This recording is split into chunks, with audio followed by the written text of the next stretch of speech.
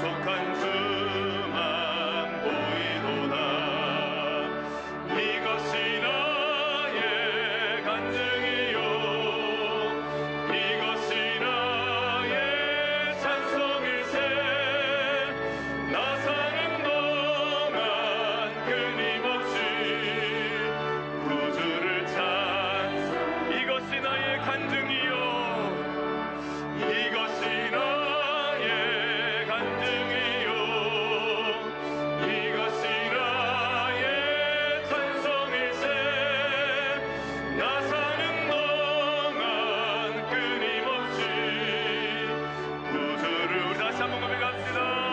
이것이 나의 간증이요, 이것이 나의 간증이요, 이것이 나의 찬송일세. 나 사는 동안 끊임없이 구주를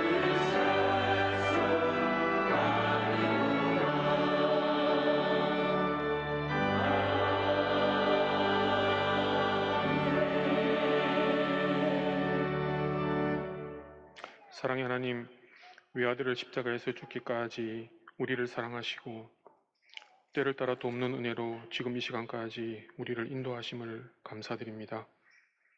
우리의 완악함으로 인해 하나님의 마음을 아프게 하고 이웃을 내 몸같이 사랑하지 못한 죄를 용서하여 주시옵소서. 우리나라를 인도하시는 하나님, 위정자들이 먼저 하나님을 경외하게 하시고 입법, 사법, 행정 모든 영역에서 비성경적인 정책들을 제하여 주시며 백성들을 위한 바른 정책들을 펼쳐가게 하옵소서. 코로나를 속히 종식시켜 주시고 힘든 시간을 보내고 있는 우리 국민들을 위로하여 주시며 지금도 북한에서 고통의 시간을 보내고 있는 우리의 동포들에게 복음으로 통일되는 날을 속히 허락하여 주시옵소서. 전쟁으로 고통 중에 있는 우크라이나 국민들을 위로하여 주시며 이 전쟁도 속히 멈추게 하여 주시옵소서. 우리 수영로교회가 예수님을 닮아가는 제자들의 공동체로 세워주시고 이 지역사회와 민족과 열방을 향해 빛과 소금의 역할을 감당하는 교회가 되게 하옵소서. 앞장서 수고하시는 우리 담임 목사님께 늘 영육의 강건함과 성령의 충만함을 주셔서 맡겨주신 귀한 사역을 넉넉히 감당하시게 하옵소서. 5월에 가정의 달을 우리에게 주셨습니다. 우리 온 가족들이 영혼이 잘됨 같이 범사가 잘되고 영육이 강건한 복을 더하여 주시기를 간절히 원합니다. 부모는 자녀들 앞에 신앙으로 삶으로 본이 되게 하시고 자녀는 부모를 잘 공경할 수 있게 하여 주시며 신앙이 자녀들에게 잘 전수되는 복을 더하여 주시옵소서. 오늘 유아 세례를 받는 아이들 신앙 안에서 잘 자라서 하나님과 사람들에게 사랑받으며 귀히 여김받는 아이들 되게 하여 주시옵소서. 신령과 진정으로 드리는 예배가 되게 하시고 목사님을 통해 주시는 말씀이 우리 심령에 깊이 아로새겨져서 그 말씀으로 세상 속에서 승리하게 하시고 우리 하나님께 영광이 되는 삶이 되게 하옵소서. 호사나 찬양대와 관현악단의 찬양을 받아주시옵소서. 예수님 이름으로 기도드립니다. 자, 오늘 우리에게 주시는 하나님의 말씀 봉독하겠습니다. 에베소서 6장 4절 말씀입니다. 에베소서 6장 4절, 신약성경 316면 가까이에 있습니다. 에베소서 6장 4절 말씀을 제가 봉독하겠습니다. 또 아비들아, 너희 자녀를 노엽게 하지 말고 오직 주의 교훈과 훈계로 양육하라. 아멘. 오늘은 어린이 주일입니다. 우리 가정에 우리 자녀들에 대해서 우리 한번 말씀을 통해 이제 생각을 해보려고 하는데요. 우리는 신앙이란 관계죠, 관계. 신앙생활 잘한다. 그 말은 관계를 잘 맺는다. 신앙생활 잘하는데 관계가 뭔가 뒤틀려 있다. 신앙에 문제가 있는 것입니다. 이제 관계는 첫 번째는 하나님과의 관계고 두 번째는 이웃과의 관계입니다. 수직적, 수평적 관계가 밸런스를 잘 맞춰야 되죠. 그래서 하나님을 사랑하는 것, 이웃을 사랑하는 것, 늘 따라오는 거고 분리되어 있지 않다는 것. 난 하나님을 사랑하는데 인간은 싫어. 그게 불가능한 겁니다. 하나님을 사랑한다면 이웃도 사랑해야 합니다. 오늘 이 바울은 에베소서의 이 뒷부분에 지금 이 본문이 나오는데요. 에베소서에서 마무리하면서 바울은 이 관계에 대한 것을 가지고 나옵니다. 부부의 관계를 첫 번째 가지고 나오고요. 두 번째는 부모와 자녀의 관계, 세 번째는 종과 주인과의 관계, 고용주와 피고용인과의 관계, 이런 것들을 다루고 있습니다. 자, 우리가 관계를 맺을 때 가장 일차적인 또 이웃이 누군가? 가족이죠. 멀리 인류를 사랑하기 전에 가족을 먼저 사랑해야 되죠. 자녀를 돌보는 것, 이것이 신앙생활의 중요한 영역이다. 이렇게 부부가 아름다운 관계를 맺어가고 또 자녀를 양육하고 이것이 신앙에 매우 중요한 영역이다. 한국교회는 그동안 교회 생활은 많이 강조했는데 가정생활, 그리스도인의 가정생활은 좀 강가되어 왔고 강조를 덜 했던 것 같아요. 그것이 오늘 많은 후유증을 우리가 앓고 있습니다. 자, 자녀 돌봄은 신앙생활에 매우 중요한 영역이다. 그리고 자녀와의 관계는 쉽지 않은 관계죠. 사실은 까다로운 관계입니다. 낳는 것도 어려운 일이지만 더 어려운 것은 키우는 일입니다. 조금 전에 우리 자매가 주여 했던 그 말의 의미를 우리 생각이 나요. 자녀의 출생은 한없이 기쁜 일이지만 키우는 일은 도전 중에 도전입니다. 바울은 자녀와의 관계에서 소극적인 면을 먼저 강조하고 있는데요. 또 아비들아 너희 자녀를 노엽게 하지 말라. 당시 로마의 사회에서의 문화를 보면 부모는 절대적 권위를 갖고 있고 자녀는 그 힘에 굴복을 당하는 존재로 이렇게 문화화되어 있었습니다. 이 바울은 지금 전혀 다른 의미로 접근을 하고 있는 것이죠. 아비들아 너희 자녀를 노엽게 하지 마라. 이것은 그 당시 문화에서는 상당히 생소한 가르침이에요. 자, 그러면 바울은 왜 처음부터 노엽게 하지 말라, 자녀를 노엽게 하지 말라, 딱 한 구절에 대한 메시지인데 거기에서 제일 첫 번째 자녀를 노엽게 하지 말라는 말씀으로 시작을 했는가? 자, 그것은 부모들이 가장 실수할 가능성이 높은 부분이기 때문에 그렇습니다. 부모가 가진 힘으로 자녀들을 노엽게 할 가능성이 매우 높기 때문에 바울은 부모들에게 자녀들을 노엽게 하지 마라. 자, 여러분 어떤 때 자녀들을 노엽게 합니까? 여러 가지를 좀 생각해 볼 수 있는데 저는 첫 번째 지나친 간섭을 할 때입니다. 지나친 간섭.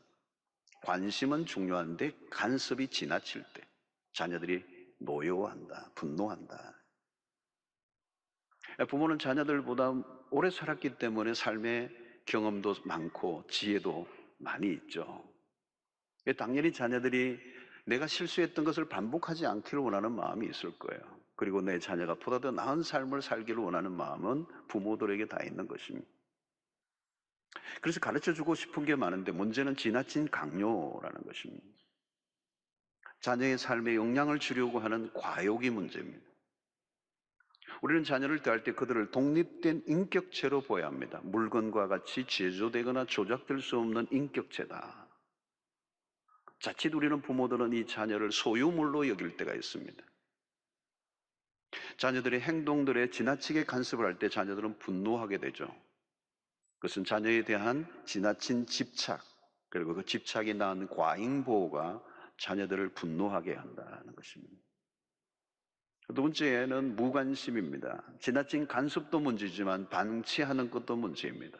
낳기만 하고 자기가 알아서 크라고 하면 안 되는 것이죠. 그것은 방임이라고 얘기하고 유기라고 표현할 수 있습니다. 자녀들은 손이 참 많이 갑니다. 간섭보다 세심한 관심을 기울여줘야 합니다.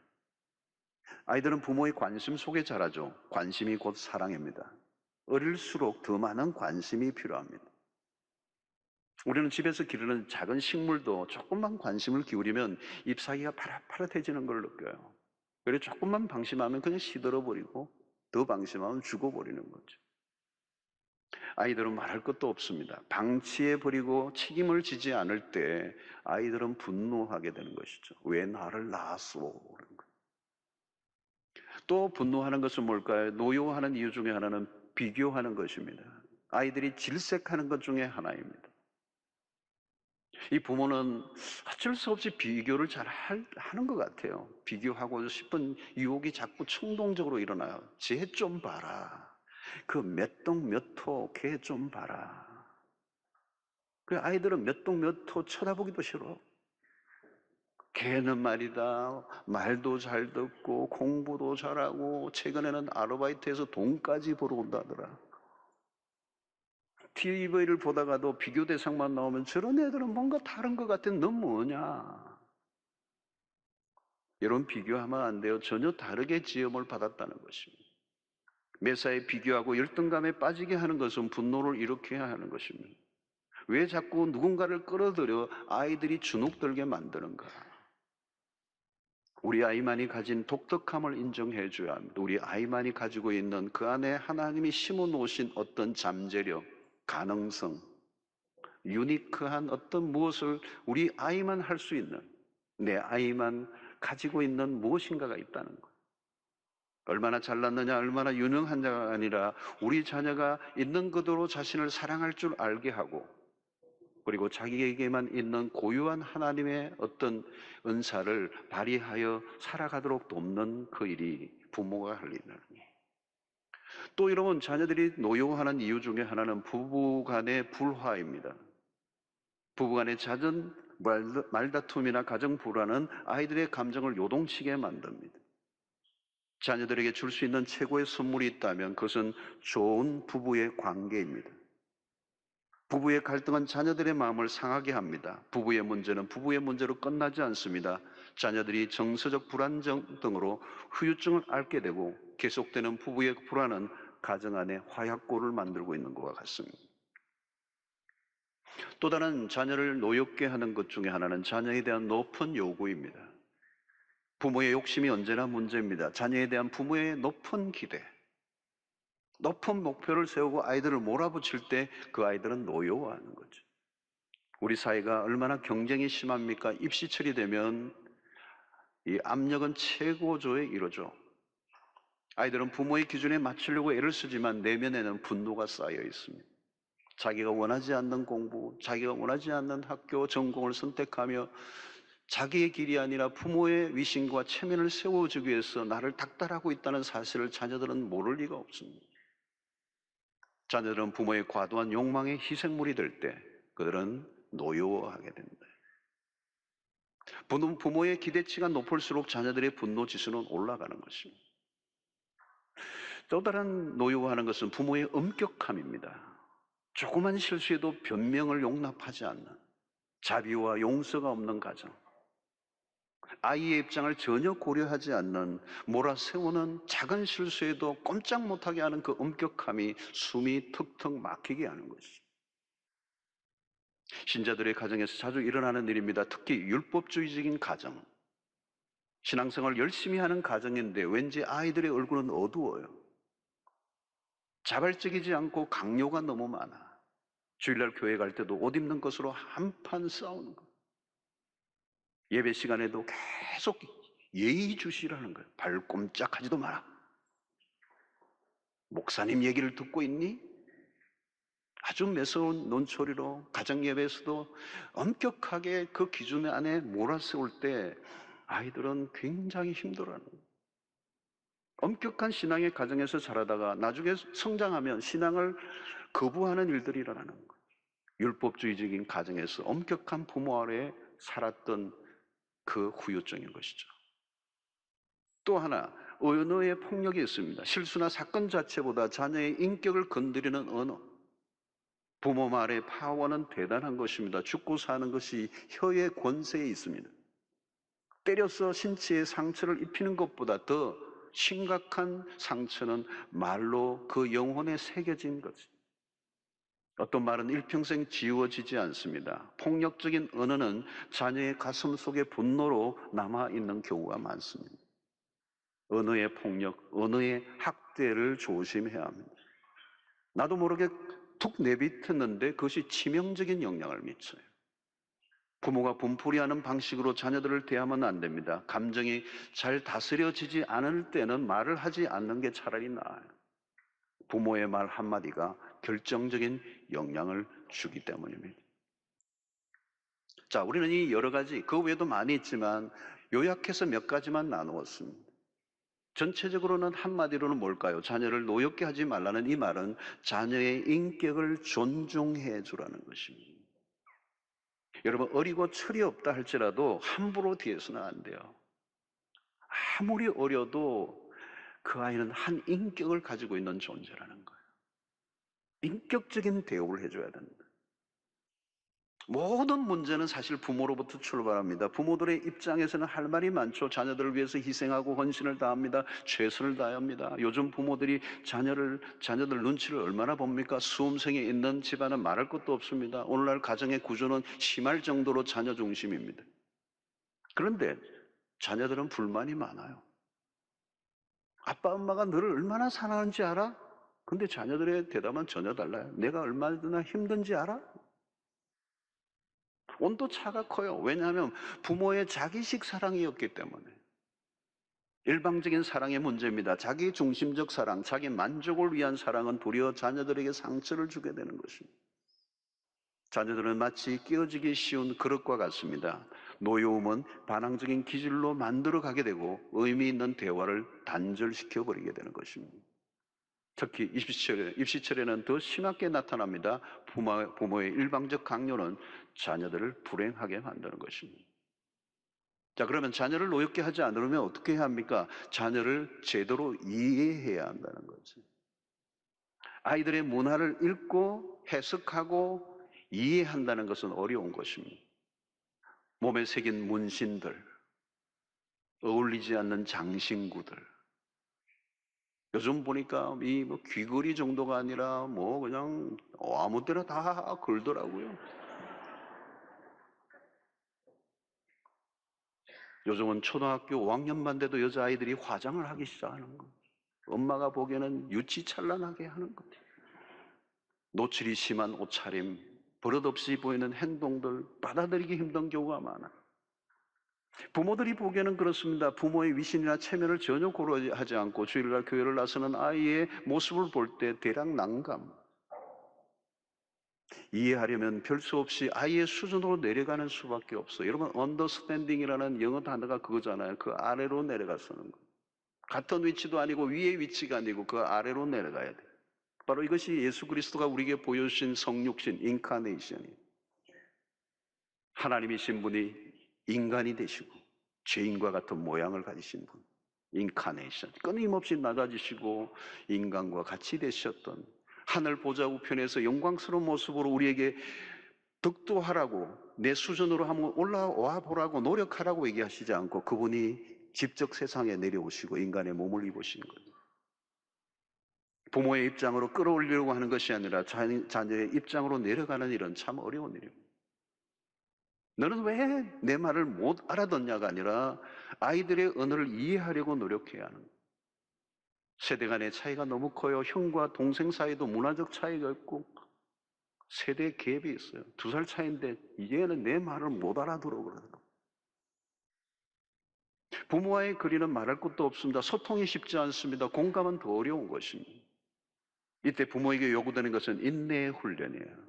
부모에게 주어진 과제입니다. 부모는 아이와의 전쟁에서 자신의 문제로 연결됩니다. 자녀를 양육해가는 과정 속에 부모에게 요구되는 것이 있습니다. 자녀 교육의 현장이 결국 부모 수업의 현장으로 바뀌게 됩니다. 부모가 미성숙할수록 자녀들은 더 오랫동안 힘든 시간을 보내야 합니다. 갈등과 충돌은 더 길어질 수밖에 없습니다. 자녀 교육은 인간적 힘으로 안 돼요.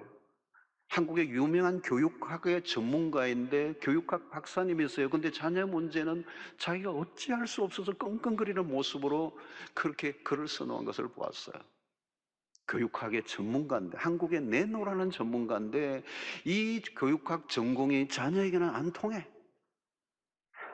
물리적인 힘으로는 안 되는 것입니다. 자녀가 온전한 인격으로 성숙해 갈 때까지 어쩔 수 없이 시간이 걸릴 수밖에 없고, 그 시간을 메꾸는 작업은 부모의 몫이고, 그 메꾸는 모든 일들이 바로 인내라고 하는 거죠. 자녀를 위해 철야 기도를 하고 금식 기도를 하는 것도 좋지만, 자녀의 실수 앞에서 얼마나 사랑으로 참아내고 품어내느냐의 싸움이 되는 것입니다. 가정은 부모의 신앙과 인격 훈련의 치열한 현장입니다. 아이들이 마음에 안 드는 행동을 할 때 부모는 시험대에 올라요. 분노를 폭발하는 것은 쉽습니다. 그러나 십자가의 길을 따르는 일은 어려운 것이죠.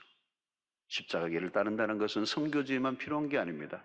가정에서 우리 어린 아이들을, 자녀들을 양육하는 현장 속에 십자가가 필요한 것입니다.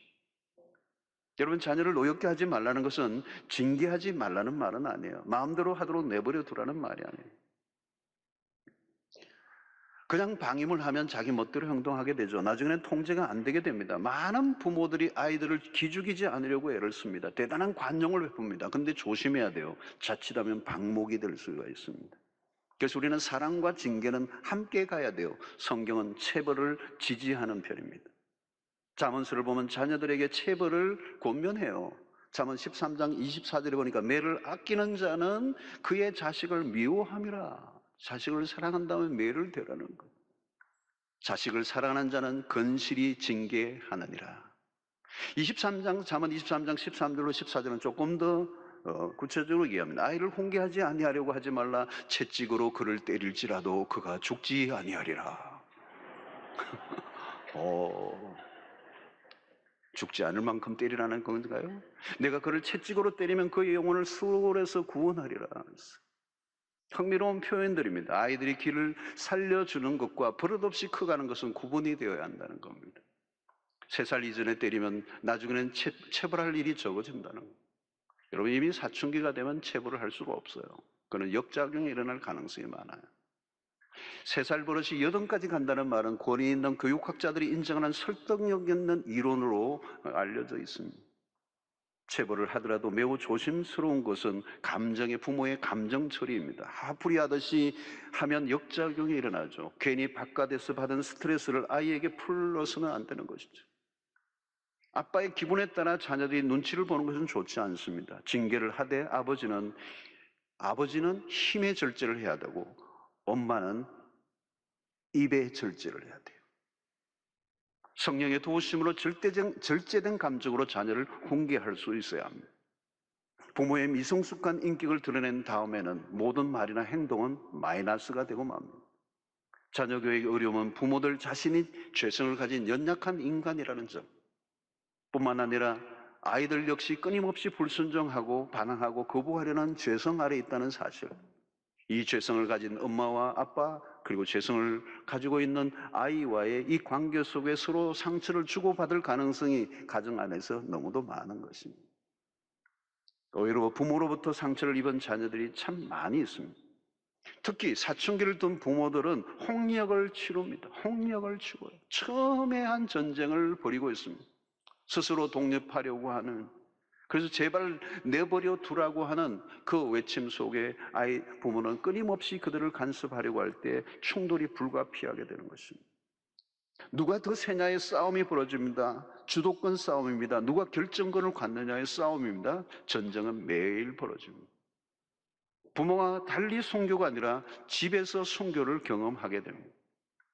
사춘기 아이를 키우는 부모는 매일 죽는 경험을 하게 되는 것입니다. 부모 노릇 잘한다는 것 어려운 일입니다. 사람의 힘으로는 안 된다는 것을 인정해야 합니다. 자칫하면 부모는 좋은 영향보다 좋지 않은 영향을 자녀들에게 줄 가능성이 훨씬 더 높습니다.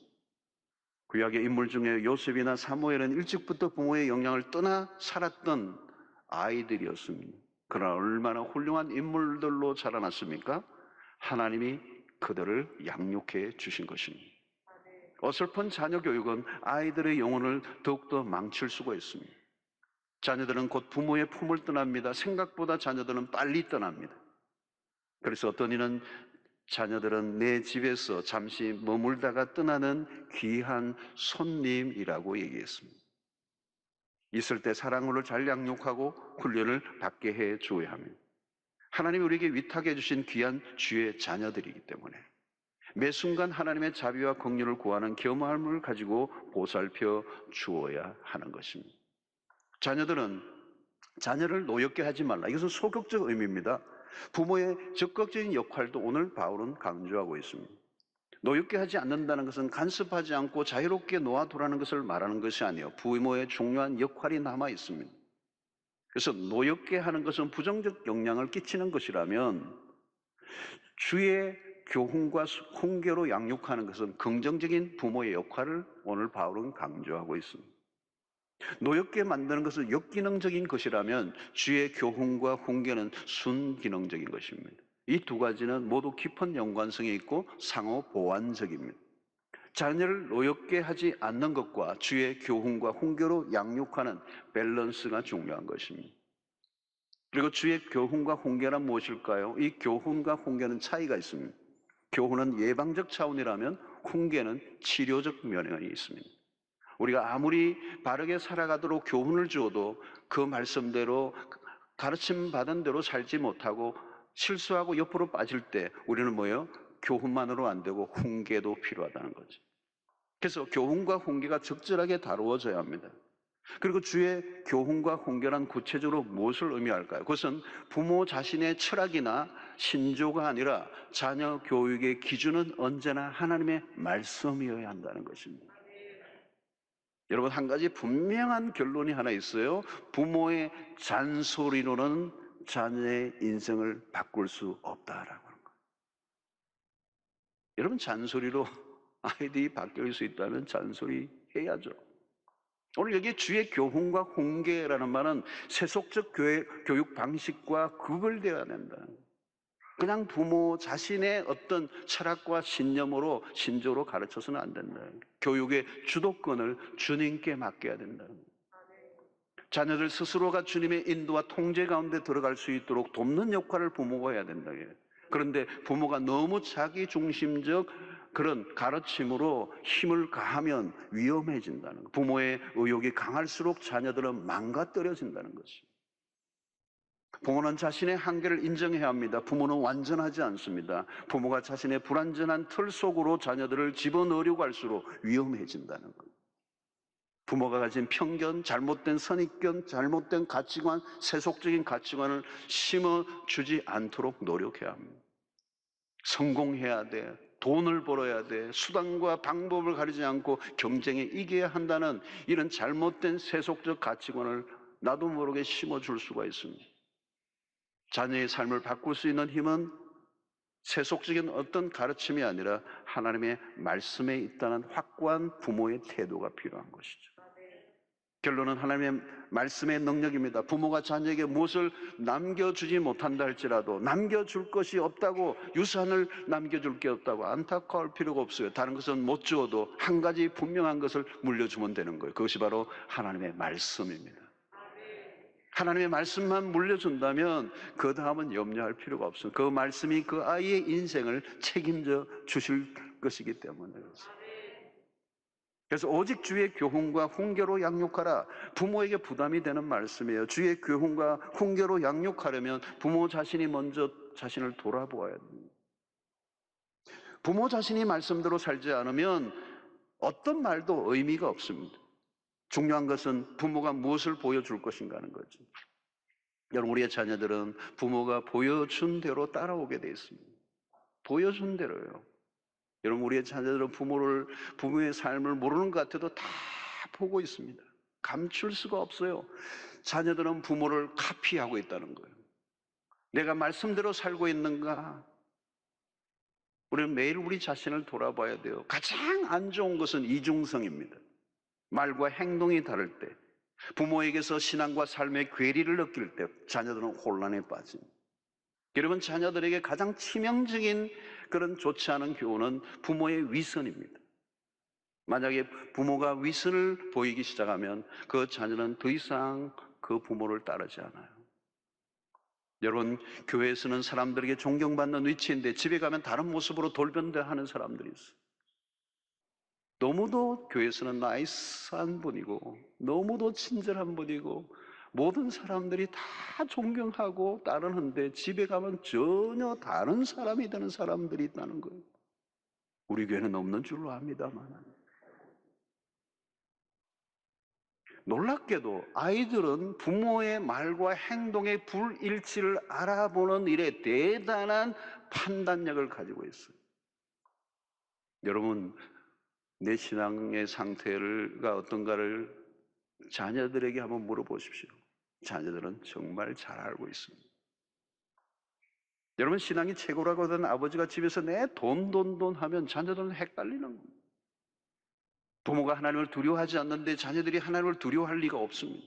부모 자신이 먼저 하나님의 말씀 앞에 바로 서는 것보다 더 중요한 것은 없습니다. 부모가 하나님을 두려워하는 만큼만 자녀들도 두려워하게 되는 것입니다. 자녀들에게 아무리 교회 나가라고 해도 귀에 들어오지 않습니다. 부모 세대의 신앙을 점검해야 되죠. 물론 부모가 완벽할 수는 없습니다. 그러나 신앙의 진정성, 진실성은 보여야 합니다. 때로는 내가 실수하고 연약한 모습을 자녀들에게 보였을 때 그것을 합리화하려고 하지 않고 정직하게 자기 자신을 인정하는 태도들. 오직 주의 교훈과 훈계로 양육하라. 여러분, 이 명령을 누구에게 주었습니까? 아비더라 그랬어요. 1차적인 책임은 아버지들에게 있다는 거예요. 구약의 아버지는 일종의 제사장 역할을 했습니다. 그러나 여기에서 아비란 전체적으로 보면 부모를 얘기하죠. 자녀에 대한 신앙의 교육의 책임은 누가 져야 하는가? 교회 주일학교가 아닙니다. 교회가 최선을 다해야 하지만 교회가 자녀들의 신앙 전체를 책임질 수는 없어요. 교회에서 지내는 시간은 고작 1시간 정도밖에 되지 않습니다. 자녀 교육에 대한, 이 자녀에 대한 신앙 교육의 1차적인 책임은 부모가 져야 합니다. 말씀이 가정에서 적용되고 경험되어야 하는 것은 지극히 당연한 일입니다. 그런데 오늘날의 가정은 입시에 밀려 신앙교육은 뒷전으로 밀려버렸습니다. 입시는 당면한 문제이고 신앙은 당면한 문제가 아닌 것처럼 잘못 가르친 것이죠. 여러분, 신앙이 뒤로 밀리는 순간 그 다음은 어떻게 될지 아무도 알 수가 없어요. 신앙이 우선순위에 한번 밀리고 나면 그 미래는 아무도 알 수가 없어요. 불투명한 것입니다. 그러면 그 대가는 생각보다 큰 것으로 돌아옵니다. 갈수록 자녀 교육이 힘들어져 가고 있습니다. 혼탁하고 유해한 세상의 문화들이 범람하고 있습니다. 중독성 있는 문화들이 너무 많아요. 우리 자녀만 괜찮다고 끝나지 않습니다. 한순간도 우리는 마음을 놓을 수 없는 세상을 살고 있습니다. 어릴 때뿐만 아니에요. 장성하게 결혼할 때도 우리의 자녀들이 아름다운 가정을 이루는 것도 쉽지 않은 시대를 살고 있습니다. 아니, 결혼 이후에도 마음을 놓을 수 없는 시대를 살고 있습니다. 유혹이 너무 많습니다. 자칫하면 세속적 문화에 떠밀려 가고 맙니다. 부모가 최선을 다하지만 자녀의 앞날을 보장하기 어렵습니다. 우리가 소망을 두는 것은 바로 하나님의 말씀밖에 없다는 것을 인정해야 하는 것입니다. 여러분, 두려운 것은 세상의 유혹이나 환경이 아닙니다. 부모들이 얼마나 자녀들에게 하나님의 말씀을 심어주고자 하는 열정을 가지고 있는가. 부모에게 주어진 거룩한 책임을 자녀들에게 신앙을 아름답게 개성해 주는 이 역할을 우리는 거부해서는 안 되는 것입니다. 그러므로 여러분, 우리에겐 질문해야 합니다. 우리는 여러 세대 가운데 자녀들이 부모보다 더 믿음이 더 나은 세대로 갈 것인가? 아니면 부모의 세대가 가지고 있던 1세대의 믿음이나 비슷한 수준의 2세대로 다음 세대로 갈 것인가? 아니면 1세대가 가지고 있는 신앙에서 훨씬 더 떨어진 그런 믿음으로 다음 세대가 갈 것인가? 아니면 사사기처럼 하나님을 모르는 다른 세대가 나올 것인가? 다음 세대가 아니라 다른 세대가 나올 것인가? 저는 여러분들의 가정 가운데 1세대의 믿음보다 2세대의 믿음이 더 탁월하고 뛰어난 세대가 일어나게 되기를 축원합니다. 나보다 훨씬 더 믿음이 좋은 세대가 일어나는, 여러분, 그것이 얼마나 놀라운 축복일까요? 다음 세대에서 신앙의 대가 끊겨버린다면 그건 기가 막힌 것입니다. 부모가 가진 재산에 대해서는 관심을 갖지만 부모가 가진 신앙에는 별로 관심을 갖지 않는다면 그것처럼 불행한 일이 어디에 있겠습니까? 우리 세대보다 다음 세대가 더 나아야 합니다. 다음 세대에게 영향을 줄 수 있는 그 삶을 부모 세대가 살아내야 하는 것입니다. 마지막으로 부모가 할 일은 자녀를 위해 주님 앞에 엎드리는 것입니다. 부모의 한계를 절대적으로 인정하고 자녀들의 모든 것을 부모가 책임질 수 없다는 사실을 인정하고 하나님의 도우심을 구하는 것입니다. 하나님에게 우리의 자녀를 위탁해야 드려야 합니다. 부모가 최선을 다하지만 모든 것은 하나님의 손에 맡겨야 합니다. 시편 127편 1편에 보니까 여호와께서 집을 세우지 아니하시면 세우는 자의 수고가 헛되며 여호와께서 성을 지키지 아니하시면 파수꾼의 껴있음이 헛되도다. 하나님이 우리의 자녀들을 세워주지 아니하시면 우리의 모든 그 수고가 다 헛되다는 거예요. 여호와께서 우리의 자녀를 지켜주지 아니하시면 부모가 날마다 두 눈을 뜨고 깨어있다 할지라도 그 모든 수고가 헛되다는 거죠. 여러분, 하나님보다 더 자녀를 잘 자라게 해줄 존재는 없습니다. 하나님의 은혜가 필요해요. 순간순간 하나님을 의지하고 하나님으로부터의 지혜를 구하고 우리의 자녀들을 위하여 쉬지 않고 기도해야 합니다. 부모의 눈물과 기도가 자녀를 아름답게 세워가게 될 것입니다. 그것은 우리가 해야 할 책무입니다. 한 아이가 하나님의 계획 속에 아름답게 자라는 것은 축복입니다. 자녀로 인하여 치러야 할 대가는 너무도 커져. 때로는 울기도 하고 가슴을 쓸어내는 일들도 있습니다. 사랑하기 때문에. 지치지 않고 기도하고 사랑으로 돌봅니다. 그래서 언젠가는 기쁨으로 단을 거두는 날이 올 줄로 믿는 것입니다. 시편 127편 3절에 이렇게 얘기하죠. 보라, 자식들은 여호와의 기업이요 태의 열매는 그의 상급이로다. 여러분, 정말 자식들은 여호와의, 하나님의 계획은, 디자인은 그거예요. 하나님 우리에게 자식을 주신 이유는 여호와의 기업이라는 거예요. 이 세상에 어떤 것과도 비교할 수 없는 하나님이 우리에게 주신 최고의 선물이요 그 태의 열매는 우리에게 주실 상급이라는 것입니다. 결코 애물단지가 아니라는 거예요. 여러분, 자녀는 하나님이 우리에게 맡겨주신 선물이요 기업입니다. 축복입니다. 하나님의 뜻에 합당하게 양육하고 최선을 다할 때 선한 아버지가 되시는 우리 하나님께서 그 자녀를 아름다운 자녀로 세워주실 줄 믿는 것입니다. 무엇보다도 자녀를 양육하는 가운데 하나님은 부모를 성숙함으로 이끌기를 원하십니다. 중요한 대목이에요. 아이를 통하여 부모들이 철들게 하시는 거예요. 자녀를 키우면서 하나님이 우리에게 말씀하시는 것들이 참 많습니다. 자녀의 모습을 보면서 우리의 자신을 보게 됩니다. 그리고 자녀와의 관계를 통하여 우리는 하나님의 아버지의 마음을 배우게 됩니다. 인간이 쉽게 성숙에 이르지 못해요. 하나님은 가정을 통하여, 아니 속썩이는 자녀들을 통하여 우리를 다듬어 가시는 것입니다. 하나님이 거룩한 목적을 갖고 있는데 그것은 성숙에 이르는 것. 내 자식이 내 마음대로 안 될 때마다 우리는 하나님 앞에 엎드립니다. 그리고 그 불순종하는 아이의 모습 속에 우리는 이스라엘 모습을 보게 되고 그 속에서 우리의 모습을 발견하게 되는 것입니다. 왜 이스라엘 백성들이 40년 동안의 세월이 필요했는지 그 속에서 우리 자신을 보게 되는 거죠. 잘 듣지 않는 그 자녀의 모습 속에서 강팍한 하나님 앞에서의 나의 모습을 발견하게 되는 것입니다. 우리 자녀가 빨리 변하지 않는 모습 속에 속이 상하지만 결국 하나님 앞에서 내가 얼마나 더디게 변하고 있는지를 발견하며 하나님 앞에 엎드리게 되는 것입니다. 사랑하는 성도 여러분, 가정 수업이 신앙 수업이고 자녀를 훈련하는 그것을 통하여 하나님은 부모를 훈련하기를 원하시는 것입니다. 하나님은 자녀를 통하여 부모를 훈련하고 성숙에 이르게 하십니다.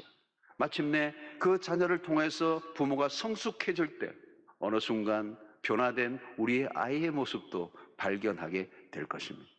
먼저 부모의 성숙, 그 다음에 아이들의 변화가 이어지는 이 놀라운 디자인을 우리는 이해할 때 오늘 우리에게 주어진 이 자녀로 인하여 아픔도 겪기도 하고 때로는 힘든 시간들을 보내기도 하지만 그것을 통하여 나를 다듬어 가시는 하나님의 경륜을 깨닫고 그리고 내가 그리스도의 온전한 사람으로 빚어져 가는 자신을 발견하게 되고 또 우리의 가정을 더욱더 이 세상의 가운데서 세파에 휘둘리지 않고 하나님의 말씀 속에 온전히 세워져 가도록 한 가정의 부모를 먼저 세우기를 원하신다는 이 하나님의 뜻을 깨닫는 은혜가 여러분들이 있게 되기를 축원합니다. 가정을 통하여 하나님은 당신의 구원을 이루어 가시고 당신의 백성들을 빚어 가신다는 이 사실을 믿으시고 가정 안에서 승리하시는 여러분들 되시기를 주의 이름으로 축원합니다. 하나님 아버지, 오늘 또 우리에게 주신 말씀을 통하여 우리의 가정을 향한 하나님의 뜻, 우리의 자녀들을 통한 하나님의 뜻을 발견하게 해주시니 감사합니다. 하나님, 우리의 가정을 새롭게 하여 주시기를 원합니다. 우리의 자녀들과의 관계가 회복되기를 원합니다. 부모의 그 아름다운 모습을 따라오는 거룩한 다음 세대들이 일어나게 하여 주시옵소서. 부모보다 더 나은 믿음의 세대가 일어나게 하여 주시옵소서. 망가진 가정이 있다면 회복시켜 주시기를 원합니다. 하나님 아버지, 특별히 자녀를 두고 가지기를 원하지만 자녀가 없는 가정에 태의 문을 열어 주시옵시고, 우리의 가정의 자녀들이 우리의 하나님이 주신 기업이요 상급이라고 고백하는 역사들이 모든 가정들 속에 일어나게 하여 주시옵소서. 예수님의 이름으로 기도하옵나이다. 아멘.